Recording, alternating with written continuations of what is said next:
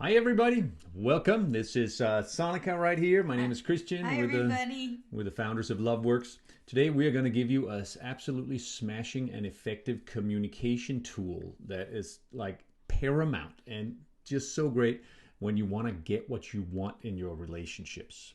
And hey, if you're watching, go ahead and subscribe here, like the video, and share it with your friends. That'd be great. When tensions run high, like they kind of are doing right now through this whole COVID-19 experience, it is really easy for us to feel annoyed and irritated over little things or even big things, actually. And our tendency when we're feeling irritated and frustrated is to just go off. Yeah, we share all the things that we are irritated about. It's just a natural tendency. We say it out loud to the other person, so hopefully they're gonna stop doing whatever that thing is. We actually had an interaction with someone the other day who kind of launched in with this huge attack and all of this research and complaining, and all of it could have been totally avoided with this one little tool we're going to give you today, which makes it very easy for us to go about getting what we want. And you'll notice whenever there's something we want to see change, it is often because there's something that irritates or hurts or that feels bad. I notice I get triggered somehow over something that you said or did or didn't do or didn't say. So when I feel that, that's when I want something to change. So I tell you, why do you have to put all your stuff over there? Or why do you have to move all my stuff all the time? That's the thing that irritates me, so I tell you. What we say is really that we call that a complaint, actually, right? Like what's underneath our annoyance or our upset is that we have a complaint, and the complaint stems from something is not wanted in the space, right? There's something we don't want. And we can actually use that to help us get what we want. Most of us, we kind of we say we get stuck in complaint. We kind of keep going round and round and round and round about this thing we don't like and presenting evidence for why we don't like it, why it shouldn't be that way, and why the other person should change. And this happens. This happens in all relationships, even under the best of circumstances. And right now, obviously, in this world, we are not under the best of circumstances, any of us. And, it's just so easy for tensions to run high and for our fuses to be shorter with our spouses or partners or the people that we're quarantined with. So this is even more important. So one of the things we like to do, first of all, is when we notice we're upset, is to get in touch with what we don't want, and then think about what the opposite of that is, which is what we do want. Yeah, why do you have to move my stuff all the time? That's the complaint.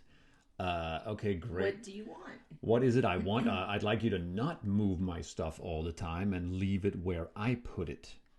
Okay, great. How would I go about getting that? I'll simply make a direct request for what it is I want. And this is the ninja tool. It is so efficient. I would simply say, hey, would you be willing to leave my water cup or my tools or whatever it is? Would you be willing to leave my water cup where I put it? That's it.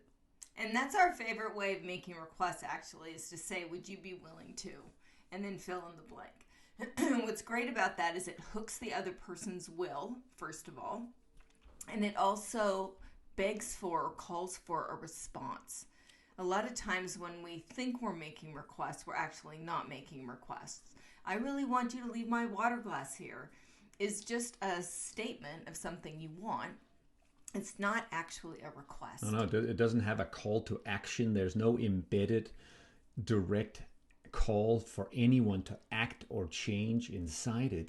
So when we just say, would you be willing to, whatever it is, give me a shoulder rub, let me sit here for 20 minutes and do my work on the computer, or would you be willing to leave my water glass where I put it? That is a statement that does not have blame, criticism, and attack in it, as opposed to what we normally do, which is to say, can't you just leave my stuff where it is? Do you really have to move that all around? Can't you just leave me alone for a while? all that has attack and blame and criticism in it. And it simply is an invitation for the other person to get triggered and attack right back or get defensive. So when he asks, so this is a real thing, by the way. Yeah, that's why we use that example. So when he says, "Would you be willing to leave my water glass where I put it?"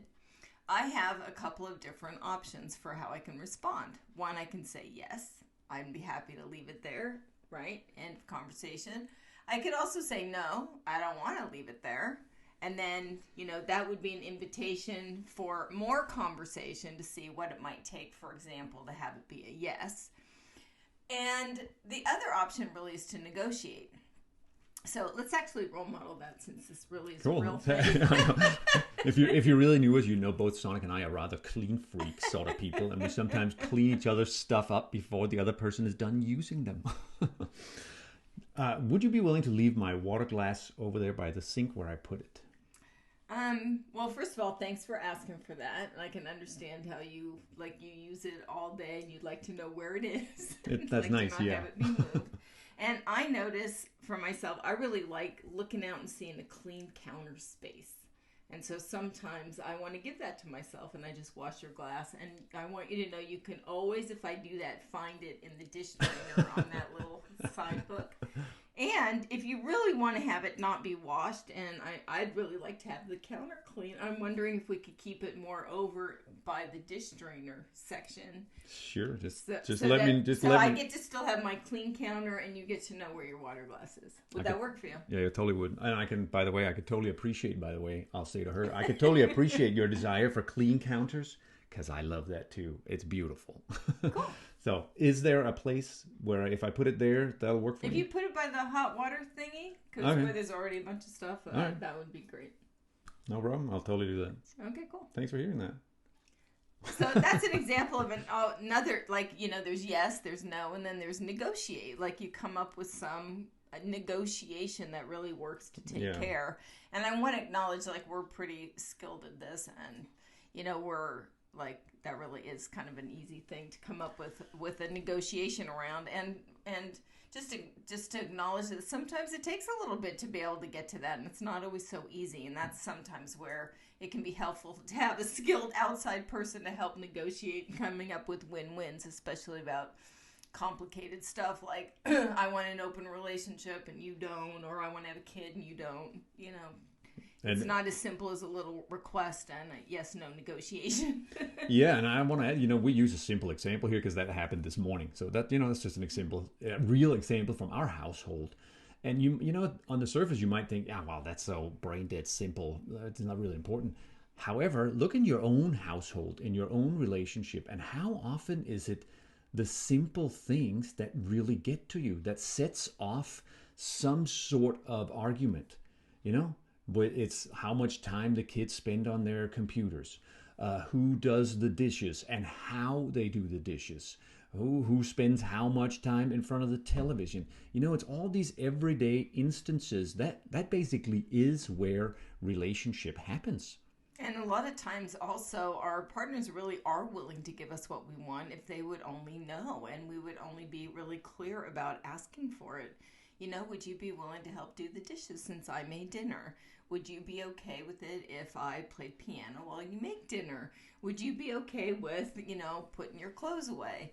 Would you be willing to? We just ask for what we want. And when we do that, we're mostly surprised at how often we actually get it. Yeah, when we get a lot of no's in return, it's typically because we ask in a way that feels to the other person like an attack, and they want to defend themselves against it. Yeah, you got to make sure you ask it from a really, would you be willing to, not, would you be willing to do, because that isn't going to produce the result you're after. Yeah, and you got to be willing to hear in response a yes or a no or a maybe. Maybe means we can negotiate. Because if you're not willing to hear a no or a maybe, then it's no longer a request, it is a demand. And that's a different category altogether. So play with it. Pick some things that you really would like. Would you be willing to, my daughter just did this the other night, would you be willing to rub my neck? my neck's hurting while we're watching television, would you be willing to, after I did that for a while, she's like, would you be willing to now do my back? Yeah. So I did that. Our daughter, actually, and our son both do the same thing, using requests. And so I tell you, they get a lot of yeses in their life, those kids. So, hey, have fun playing with that. Would you be willing to try this out with your partner when you're done watching this video? Would you be willing to like this and share it with your friends? Would you be willing to subscribe to our channel? Thank you. Thanks for hanging out with us. Until we see you again, take really good care of yourself and each other.